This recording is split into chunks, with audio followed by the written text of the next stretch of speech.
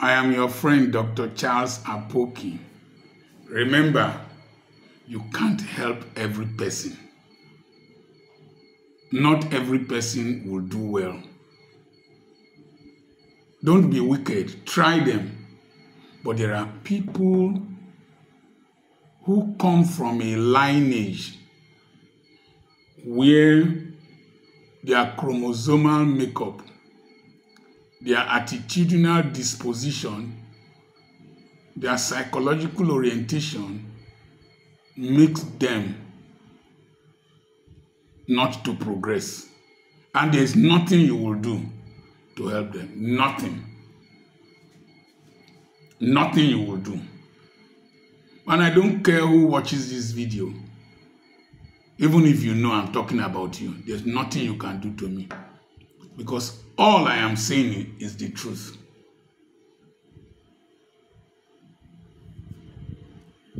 We had 2 lines from my mother's loins.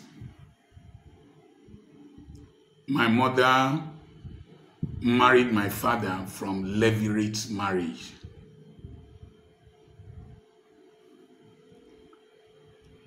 Many people didn't expect much from my father.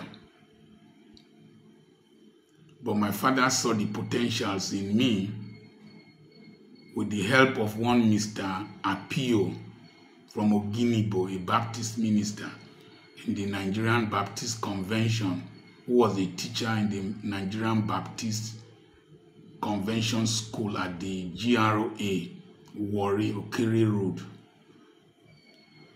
They said I should become a medical doctor. I was in primary 4. And I became that medical doctor despite the poverty, the hardship, and sometimes my stubbornness.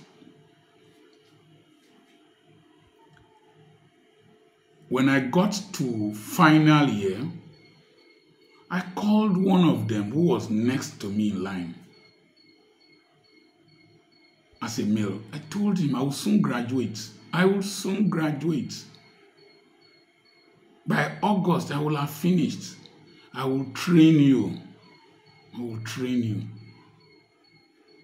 He didn't hear. I can still remember the place vividly. He didn't hear. He went, misbehaved in my father's house, went to Okirigwe, became a mercenary. He fought and they took him to prison. He had tuberculosis in prison, came out and died. That one wasted. Another person from that same, one of my elder brothers, I told her, this life you are living will ruin you. She refused to listen. Then I was in higher school.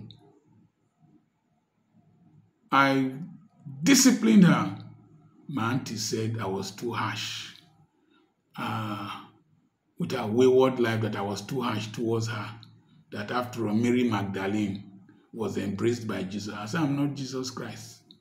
And Mary Magdalene was not a sister to Jesus. She continued, went to Lagos with her younger sister. That one died in Lagos. She later died of HIV. Lost that one. I had lost one before. It got to a point I would not call my family members, bring children for me to train.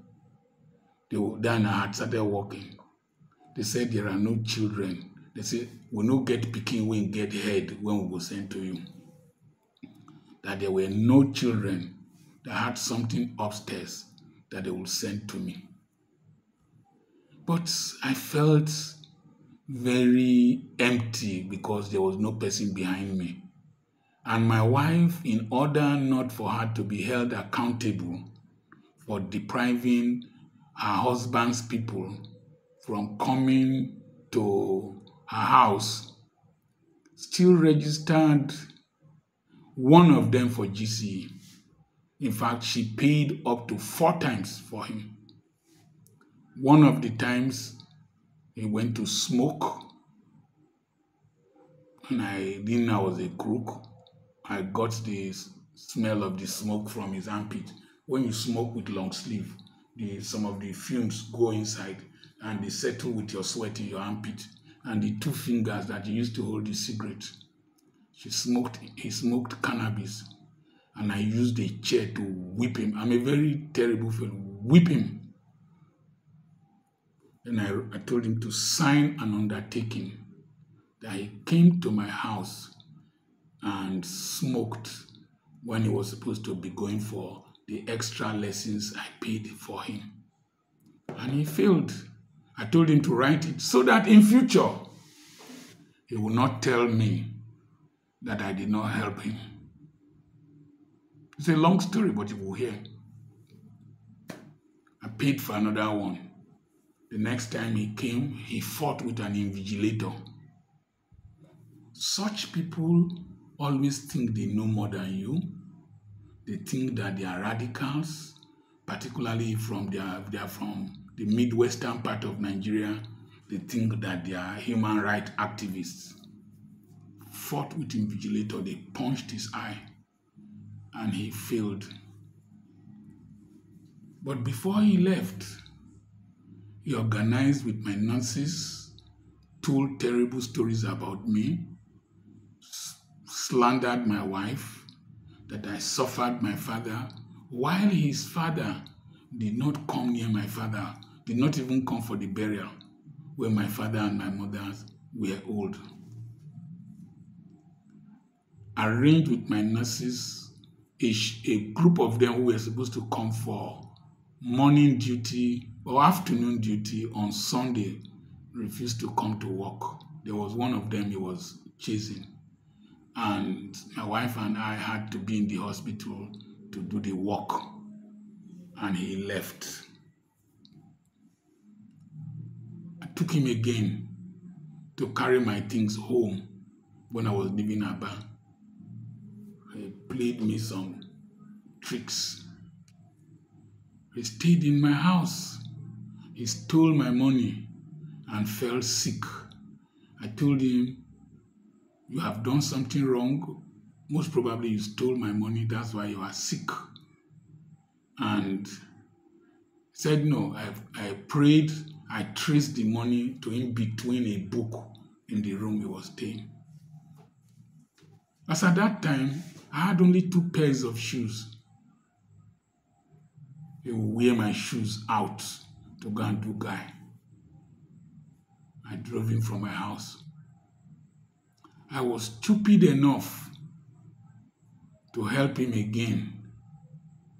I told his wife, "Look, you are my son's wife. You are too dirty. Go and do your hair and dress well." I said, "No, if he wants to go out, let him go out." The mumu went out. And I told him, "You are following another woman." He said that he has a right to enjoy himself. Then I told him, "You must have a right, the responsibility to foot your bills." But I was stupid again. I went to pay the maternity bills when the girl delivered. You know, when his wife delivered, I paid maternity bills. The other one, I took the child, brought the child and 3 other children that he had. 3 other children that he had to my house. No, I told him to bring the 3 children to my house for Christmas. He refused. They went somewhere. One of the children died. Beautiful girl. And later he brought the 2 girls to me when that his wife left. You see how people create burdens for people? You keep giving them a bath, but they will go and rub their bodies in the sand like a dog. So I took the 2 children plus the one I got from an away match. They were in my school. Scholarship, bus fee free, give them things free. He couldn't afford some basic things. The children were staying in my house. They don't do anything. They just eat, wash their plates and wash their clothes, clean their rooms. They don't clean my rooms. They don't wash my cars. And after some time, we started bringing other children for boarding in the house. Once the children come, they say, "Welcome to the house of slavery. You eat the same food with me. You don't wash clothes. You don't wash my car. You don't do anything. I have people who sweep the compound." And those children who came for boarding with me, they ran away. I didn't know it was the demons from my family that were driving away. After some time, they started constituting a nuisance. Things that were alien to my school wanted to introduce them. One of them wanted to introduce exam malpractice. They are my mother's great-grandchildren. I expelled them, dropped them away.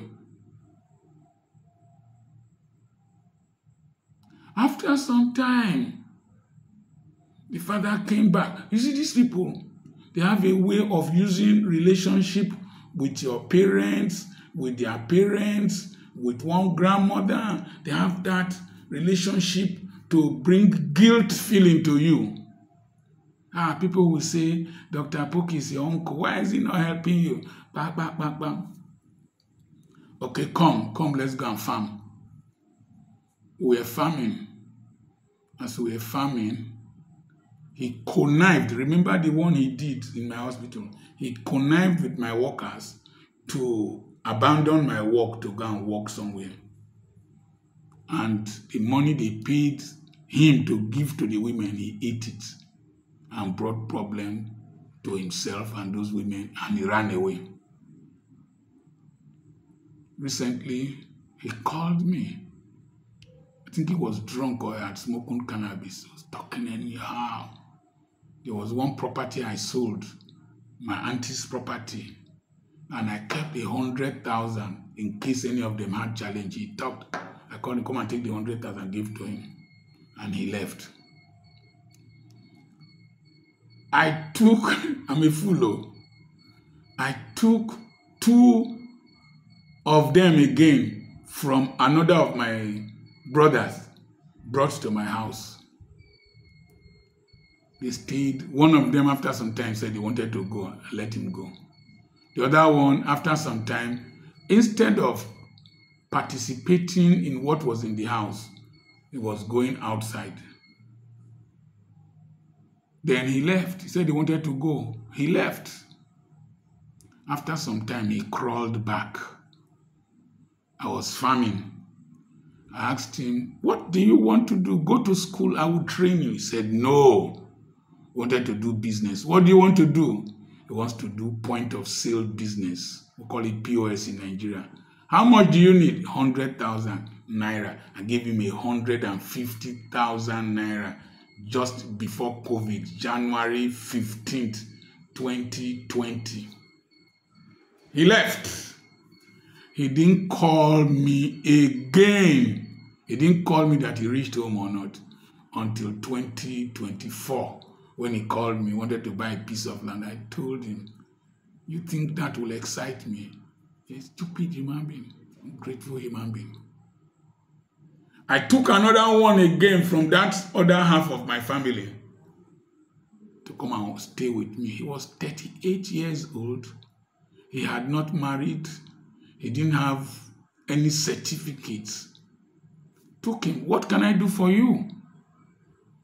Do one job or the other and restart school. He will eat. He won't wash the plates. He was working in the school with the security men. At one time, my son was working with him in the poultry. My son traveled. He would break all the eggs, crack eggs. And one of the women working in the poultry said that he smells because he doesn't take his bath. For a woman to know that you smell in the poultry, you must really be smelling. I later discovered that he was smoking cannabis. And one of the days, we were to buy poultry feed. I carry poultry feed. My children carry poultry feed. My children come from Europe and carry poultry feed. He just carried a treat on the. I said, "Is something wrong with you? Just drop that thing on the floor like that." Got angry. I told him, "Look, your father is my contemporary, not you. You are a contemporary with my eldest son. You can't mess up around me." Went, before I knew it, after I paid him salary, took my bed sheets, took everything, left the plates he used to eat, ran away, sent me a message that I was a madman, which is not strange. That I have a demon of harshness, which is not strange. I don't take nonsense from nobody. I don't take it. Can't mess up around me. I saw him the last time. He was still who he was. Not married. No certificates. No education. No skill. Still at the same level he left. He has gravitated to his level. I saw the ones that I sent away. They are still at their level. Their father, still at his level. I gave him musical equipment and everything to start oratory work he was doing, MC. He's still at his level. I don't feel guilty. Life shakes every person. You will eventually settle at your level. That is his level. Don't drag those who are not willing to move. If a person's car battery is down, for you to start his car through giving him a push, number one, he has to put his ignition on. Number two, he has to put his gear in gear 2, gear selector. Number 3, when you push him, he needs to press his throttle for that car to start. Some people, their ignitions are not on. Their gears are not engaged. They are not ready to press the throttles of your life, of their lives. When you push them to an extent, leave them. Leave them to sort out themselves. I remain Dr. Charles Apoki. Don't kill yourself because of stupid family people. Particularly as you are getting older. They will mess up your children in future. They will mess you up in future. Mark my word. Mark my word. If you like, do 70 times 70 forgiveness. Go use your calculator and calculate it. Me, I don't have that time. I don't have that time. Before you calculate 70 times 70, if you dive before that time, I use Sabi. I have a seminar coming up on the 13th and on the 14th of September. Send a message to +234 7052136763. I will send you the flyer and register. You become part of the webinar for the month of September. We are talking about sustainable development in life, ministry, business, and career. God bless you. I have properties for sale, remember.